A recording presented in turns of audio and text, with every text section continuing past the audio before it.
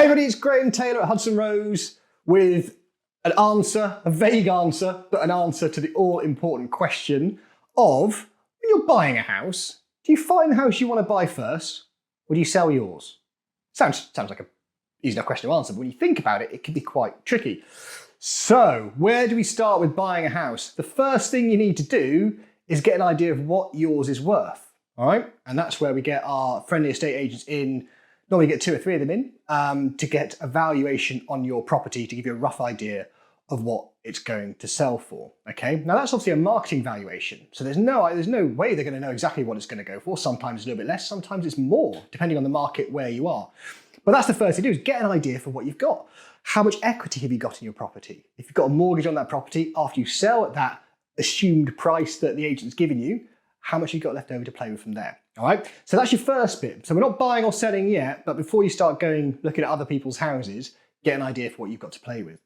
The next thing, we're still not buying or selling yet, next thing is to go and find out how much you can borrow if you need to borrow to buy the next house, all right? Because once you're armed with the equity you've got in your existing property, and you've spoken to a mortgage advisor, a whole of market one that can look at all the options for you, and they've given you an idea on what you can borrow, you can put those 2 figures together, and then you know what section of the market you're looking at, okay? So what kind of properties you can look at on Rightmove. So those bits of information, armed with that, mortgage amount, equity in the property, start looking at properties. However, the problem is, if you find one you like, all right, and you put an offer in on that property and you haven't sold your existing one, that vendor is going to tend to say, well, that's brilliant, thank you for the offer, but actually, you haven't sold, you haven't got the ability to complete this purchase yet, all right?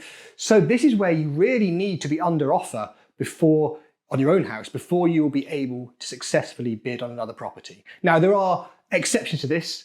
As always, some people do manage to get offers accepted before they've sold, all that kind of stuff goes on. But in the main part, estate agents are going to represent their client's interests, rightly, as they have to, because they're the agent of that client.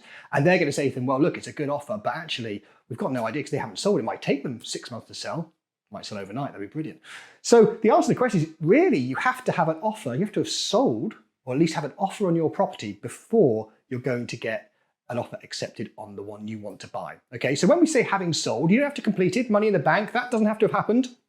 It's just about somebody having offered on yours and they're in a position to be able to buy it, so you can confidently go to the one you want and say, look at me, these people are buying mine, I want to buy yours, let's do it, and then buy the house of your dreams.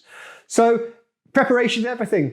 Mortgage numbers, equity in property, valuation on yours, all that kind of stuff. Then go shopping on Rightmove, have some fun and look at some people's houses or flats or whatever else you're buying.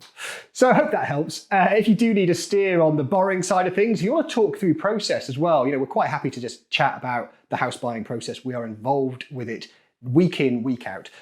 Stop by either the Cirencester or the Nailsworth office. Send us a message on here. We do videos remotely and everything else, or give us a call on 0330 122 9920. Hope you've enjoyed that. Whatever you're doing, have a great day, and I'll catch up with you soon. Bye.